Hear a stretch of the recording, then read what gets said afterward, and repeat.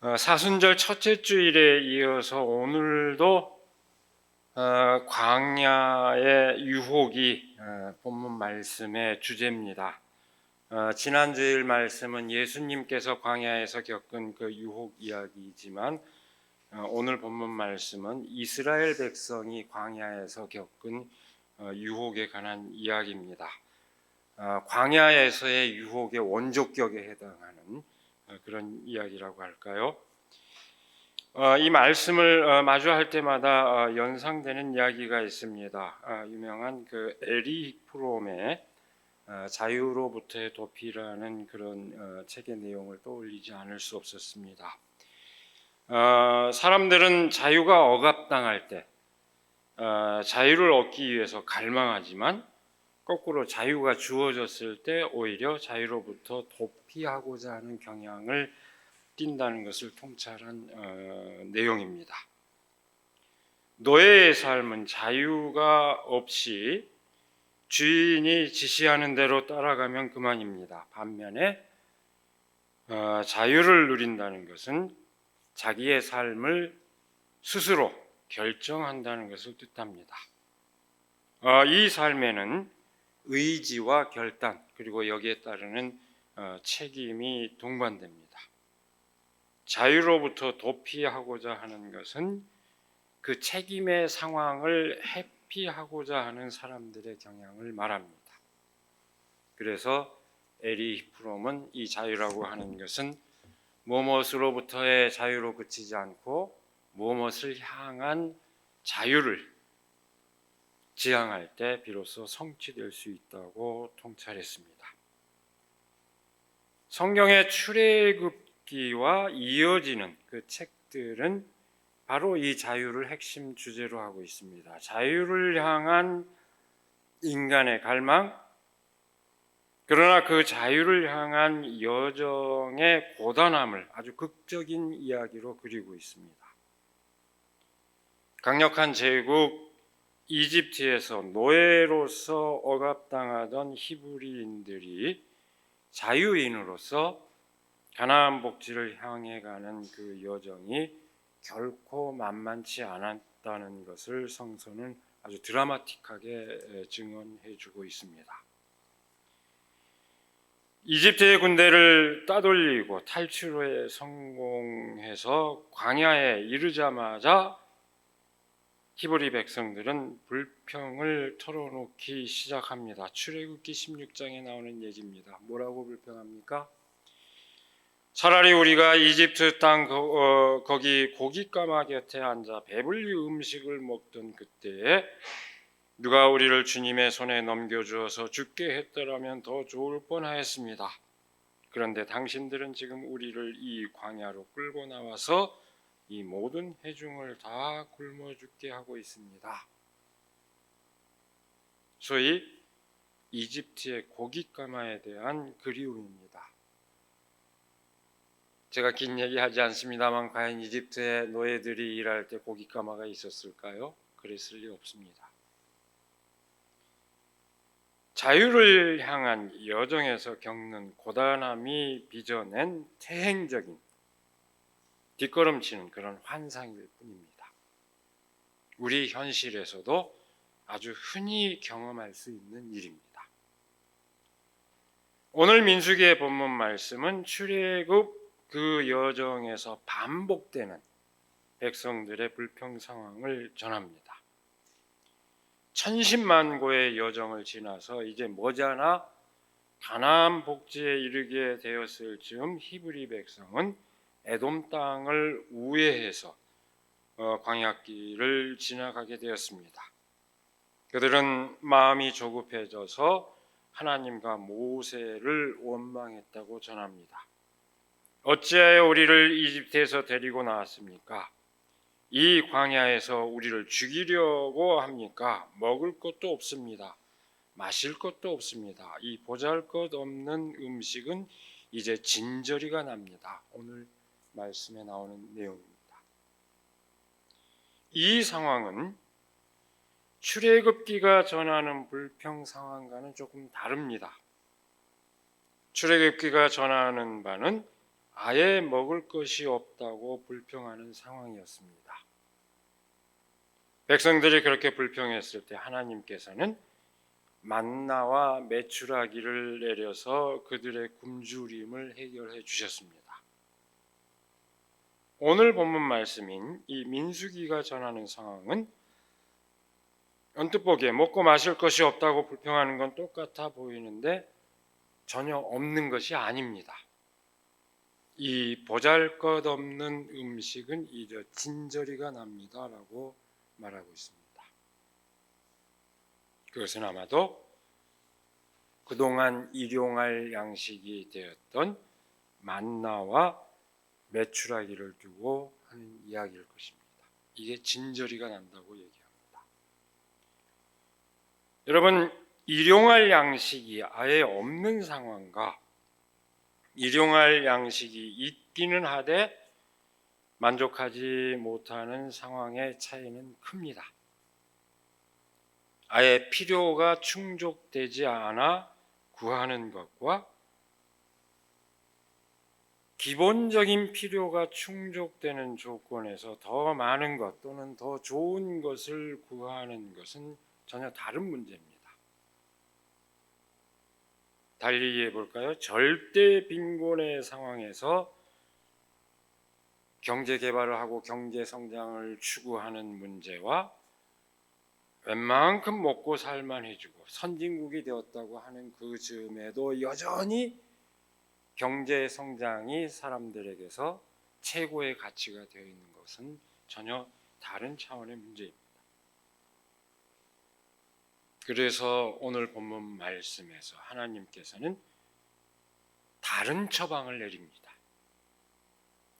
아예 먹고 마실 것이 없다고 불평했을 때는 일용할 양식을 내려주셨습니다. 인간의 기본적인 욕구는 충족되어야 한다는 뜻입니다. 그러나 최소한의 먹을 것이 있는 상황에서 터져나온 불평에 대해서는 여기에 대해서는 하나님께서는 전혀 다른 처방을 내리십니다. 벌을 내리십니다. 불평하는 백성에게 불뱀을 보내서 벌을 내리셨다고 했습니다. 그래서 그 뱀에 물린 많은 사람들이 죽음에 이릅니다. 네, 여러분, 이 대목에서부터 이 얘기가 굉장히 아주 난해해집니다. 하필 우리 젊은이들이 있는 이 자리에 이 난해한 본문이 주어졌는지 오늘 이 본문 말씀처럼 이 고대 종교의 어떤 고대 종교의 상징이 등장하면은 이걸 어떻게 이해할지 오늘 우리의 관념으로는 이걸 해석하는데 상당한 곤란함을 느낄 수밖에 없습니다.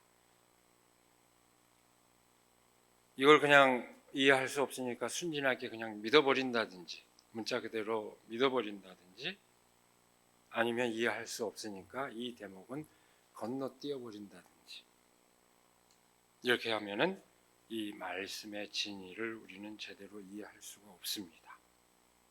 불가불 오늘 이 말씀의 참뜻에 다가서기 위해서는 이 고대 종교의 상징이 갖는 의미를 우리는 헤아리지 않을 수 없습니다. 여기서 불뱀 또는 뱀이 의미하는 바가 무엇인지를 고대 상징의 맥락에서 우리는 그걸 헤아리지 않을 수 없습니다. 본문 내용을 그대로 다시 한번 함께 볼까요? 하나님께서 내린 진노로 많은 백성이 죽음에 이르게 되자 백성들은 모세에게 와서 간청합니다. 주님과 아론을 어른을 원망함으로써 우리가 죄를 지었습니다. 이 뱀이 우리에게서 물러가게 해달라고 주님께 기도하여 주시기 바랍니다. 그러자 모세는 하나님께 백성을 살려달라고 간청하였고 하나님께서는 백성들이 사는 길을 일러주십니다. 너는 불뱀을 만들어 기둥 위에 달아놓아라. 물린 사람은 누구든지 그것을 보면 살 것이다. 그래서 모세는 구리로 뱀을 만들어서 기둥에 달아놓았습니다. 사람들은 뱀에 물렸을 때 그 뱀을 쳐다보면은 살아났다고 오늘 말씀은 전하고 있습니다. 오늘의 우리의 관념으로 볼 때 그저 주술적인 행위에 지나지 않는 이 장면을 우리는 도대체 어떻게 이해해야 될까요? 이것이 문자 그대로 사실이라면 우리는 여기서 똑같은 주술적 행위를 반복해야 한다는 아주 우스꽝스러운 교훈을 얻을 수밖에 없습니다. 우리는 이 이야기가 갖는 상징적인 의미를 헤아릴 수 있어야 합니다. 이 이야기에 등장하는 뱀 또는 불뱀은 아주 모순되는 상반되는 그 이중적인 상징으로 등장하고 있습니다. 여기서 뱀 또는 불뱀이라고 했는데 불뱀은 날개 달린 뱀, 성경에 보면은 스랍이라고 그랬습니다. 천사의 모양하고도 비슷합니다. 성전에도 만들어져 있는 그 불뱀의 모습을 쓸 때 쓰는 용어와 똑같습니다. 그렇게 이제 성경에 보면 구별을 돼 있어서 좀 혼선이 있기는 하지만 그 혼선은 그다지 중요하지 않습니다. 이 이야기에서 등장하는 뱀은 먼저 치명적인 유혹의 상징으로 등장합니다. 사람을 죽음에 이르게 할 수 있는 존재입니다. 사람이 삶을 삶답게 누리지 못하고 죽은 것과 다름없는 상태로 만드는 치명적인 유혹을 상징합니다. 아마도 뱀을 이렇게 상상하게 된 데는 실질적인 경험이 반영되어 있을 겁니다. 사막에서 독사에 물렸을 때 죽음에 이르게 되는 그 경험이 여기에 반영되어 있을 겁니다. 그리고 이런 치명적인 유혹의 상징으로는 창세기 창조 이야기의 첫머리에 등장합니다. 사람을 깨어내서 유혹하는 존재로서의 뱀의 모습에서도 등장합니다. 그러나 오늘 본문 말씀에서 동시에 뱀은 다시 생명의 상징으로 등장합니다. 전혀 상반되는 의미입니다. 구리로 만든 뱀을 바라보고 사람들이 살 수 있게 되었다는 대목에서 그 뱀은 생명의 상징이 됩니다. 사실은 동서문화를 통해서 볼 때 이것이 더 일반적인 뱀의 상징적인 의미입니다. 뱀은 겨울잠에서 다시 깨어나는 그런 재생을 상징하고 허물을 벗는다는 점에서 환생을 상징하고 아주 끈질긴 생명력을 지닌 그런 불사의 동물로 인식되었습니다. 또 굉장히 많은 알과 새끼를 낳기 때문에 다산성의 상징으로, 풍요의 상징으로, 가복의 신으로서 생명 탄생과 치유의 힘을 나타내는 존재로 인식되기도 했습니다. 이것이 훨씬 더 일반적인 뱀에 관한 관념입니다. 여러분, 그 서구의 의신, 그 의료의 신인 아스클레피오스의 그 지팡이, 그것이 뱀으로 되어 있습니다. 그리고 오늘날에도 군의관들의 상징이 뭔지 아십니까? 뱀으로 되어 있습니다. 장교복에 뱀으로 되어 있습니다. 그리고 유럽의 병원과 약국 표지에 뱀 한 마리가 둘둘 말려 있는 것을 볼 수 있습니다. 이런 것은 다 뱀이 생명의 그 창조와 또는 그 치유의 힘과 관련되는 그런 상징으로 통용되고 있다는 것을 말해줍니다. 오늘 본문에서 뱀을 바라봄으로써 죽음에 이르지 않고 살게 되었다는 이야기는 바로 그러한 고대 종교적 상징의 그 관념을 반영하고 있습니다. 여러분, 이 대목에서 그런 물음이 들 법하죠. 성경이 왜 이렇게 헷갈리는 얘기를 하고 있을까요? 똑같은 어떤 상징을 등장하는데 서로 상반되는 얘기를 겹치게 이렇게 전하고 있을까요? 하는 물음이 들 수 있습니다. 그 이유는 줄여 말하면 고대 상징 세계 성서 기자들은 고대 상징 세계에 아주 익숙합니다. 우리가 잘 몰라서 그러지 아주 익숙합니다. 그 익숙하지만 그러나 성서의 기록자들은 어떤 관점을 갖고 있습니까? 오직 하나님만이 유일한 신이다 하는 믿음을 갖고 있습니다. 바로 고대 상징 세계에 익숙하지만 오직 하나님만을 유일한 신으로 믿는 성서 기록자의 이 시선에서 뱀의 그 상징을 나름대로 성서의 맥락에서 다시 재해석하고 있기 때문에 이런 이야기가 등장한 것입니다. 그러니까 아마도 고대 사람들은 생명의 상징인 뱀을 바라보는 주술적 행위 자체가 효력을 지니는 것으로 믿었을 것입니다. 이런 일은 흔히 행해졌던 하나의 고대적 관습으로 볼 수 있습니다. 그런데 이 성서의 기록자는 그 관습을 잘 알고 있지만 그 의미 그대로 받아들일 수 있었던 것은 아닙니다. 이 본문 말씀의 그 전체적인 맥락에서 볼 때 뱀을 바라보는 행위는 사람을 죽음에 이르게 하는 치명적인 유혹의 위험성을 환기하는 뜻을 지니고 있습니다.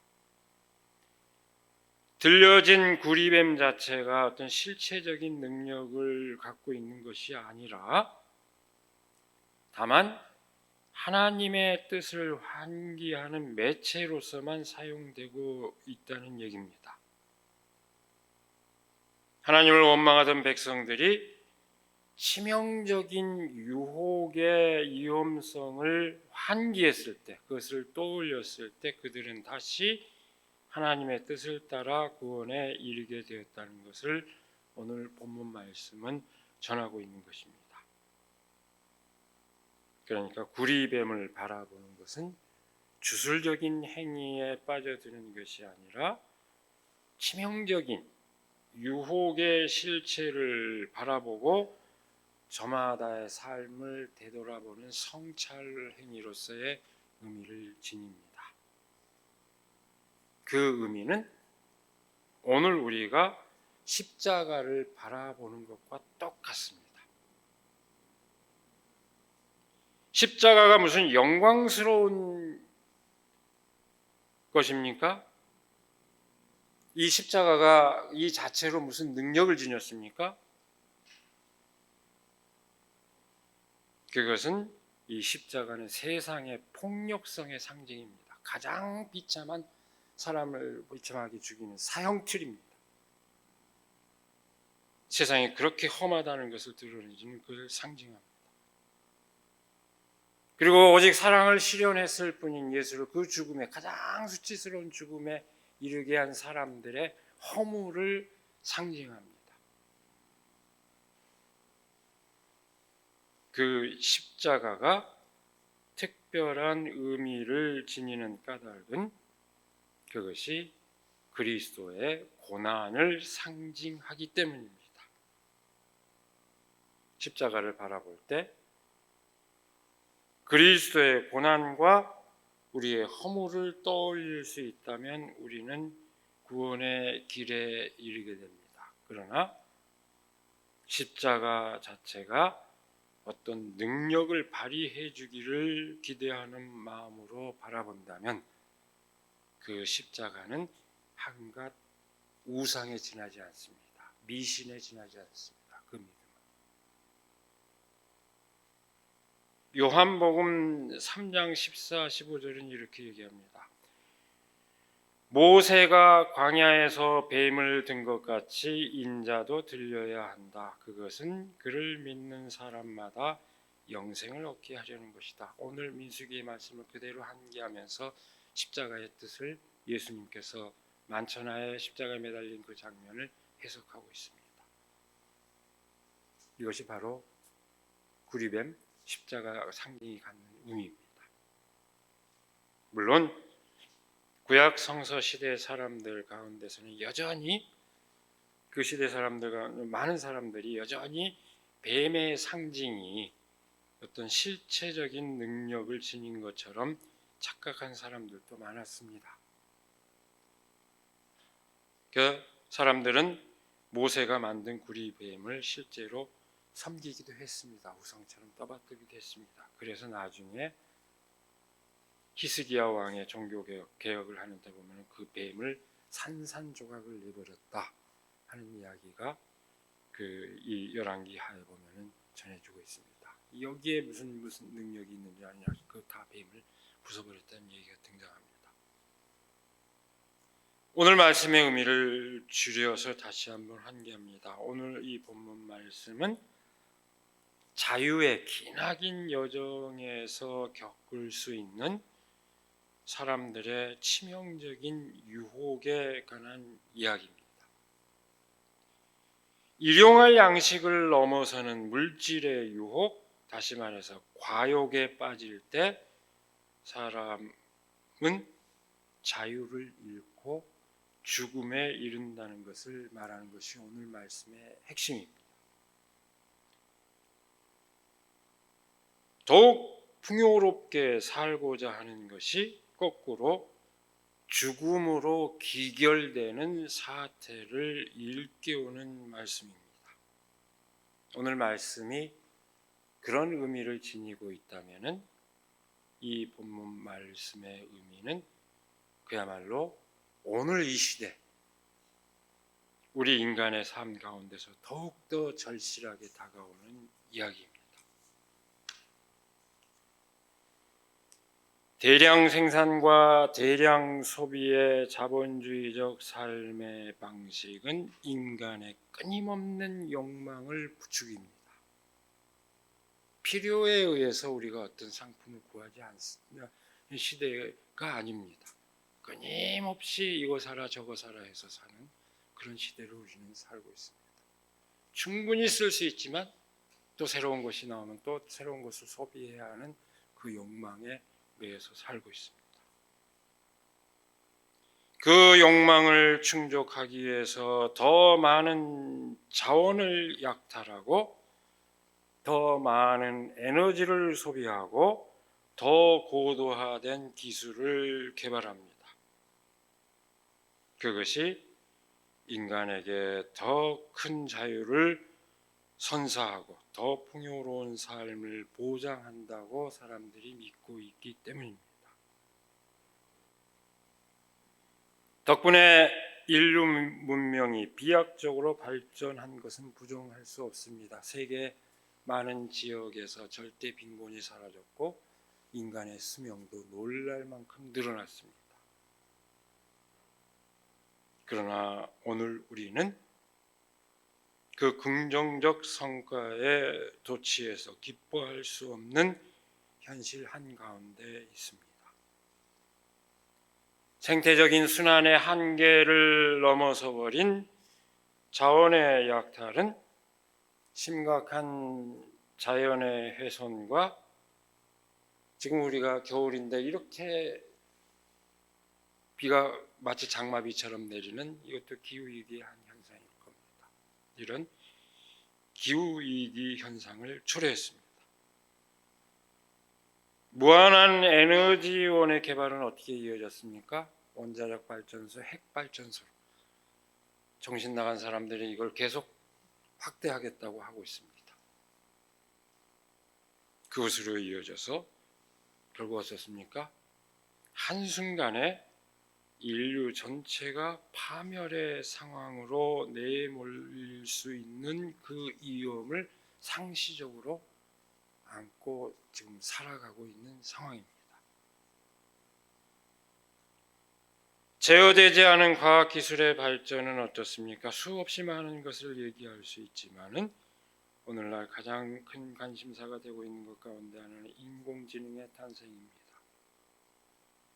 결국 이것이 제어되지 않으면 적절하게 제어되지 않으면 인간이 이제 기계에 예속되는 사태에 이를 수 있는 위험 상황을 우리는 우려하는 그런 현실 가운데 있습니다.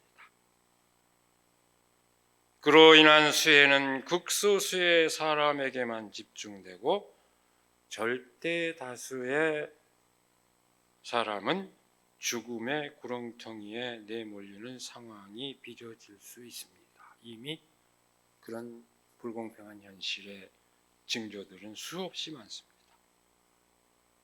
치명적인 유혹에 빠진 결과입니다. 살겠다고 하는 것이 죽음으로 귀결되는 사태입니다. 오늘 이 성경의 말씀은 바로 그 치명적인 유혹의 실체를 제대로 응시함으로써 그로부터 벗어나도록 일깨워주고 있습니다. 여러분, 우리 인간에게 희망이 있다면 그 위험을 헤아려 알 수 있는 능력을 지니고 있다는 점 때문일 것입니다. 누군가는 부단히 진정한 삶의 지혜를 일깨우고 외치는 몫을 감당할 때 그 희망이 허망한 것으로 그치지 않고 실현 가능한 그런 희망으로 바뀔 것입니다. 오늘 우리가 이 성경의 말씀을 깊이 새기는 것은 교회가 바로 우리 그리스도인들이 그 몫을 맡아야 한다는 그 사명감을 다시 일깨웁니다. 오늘 우리는 특별히 젊은이들의 졸업과 입학을 축하하는 마음으로 함께하고 있습니다. 세대와 세대를 이어가는 가운데 교회가 진정한 삶의 희망을 스스로 구현하고 이것을 널리 퍼뜨리는 그런 역할을 맡기를 바랍니다. 인간의 삶을 파멸로 몰아넣는 치명적인 유혹의 실체를 직시함으로써 거꾸로 진정한 삶의 희망을 향해서 돌이키는데 그 길에 기여하는 우리들, 이 교회가 되기를 시간에 간절히 기원합니다. 기도하겠습니다. 우리에게 귀한 말씀으로 우리를 또 일깨워 주시고 우리의 삶의 현실과 그 현실 가운데서 우리가 살아가야 할 마땅한 자세를 일깨워 주시는 그 은혜를 감사드립니다. 인간이 살고자 하는 것이 거꾸로 모든 인간을 죽음의 구렁텅이로 몰아넣는 그 허황된 삶의 현실을 우리가 제대로 바라볼 수 있게 하여 주시고 무엇이 진정으로 인간의 삶을 보장하는 것인지 무엇이 하나님께서 기뻐하는 삶인지 더불어 우리가 인간으로서 그 삶을 제대로 누리는 것인지 깨닫게 하여 주시고 그 길을 향하여 나아갈 수 있도록 우리를 인도하여 주시옵소서. 특별히 겨울을 지나 봄을 맞이하며 또한 우리 젊은이들의 그 성장을 함께 축하하고 기뻐하는 이 시간에 우리의 그 깨달음이 대의를 이어서 지속될 수 있도록 우리를 일깨워 주시고 우리가 그 삶을 위해서 헌신할 수 있도록 우리를 인도하여 주시옵소서. 이 교회가 우리 한 사람 한 사람이 진정한 삶의 기쁨을 누리는 그 세상을 위해서 헌신할 수 있도록 우리를 인도하여 주시옵소서. 우리 주 예수 그리스도의 이름으로 기도드리옵나이다.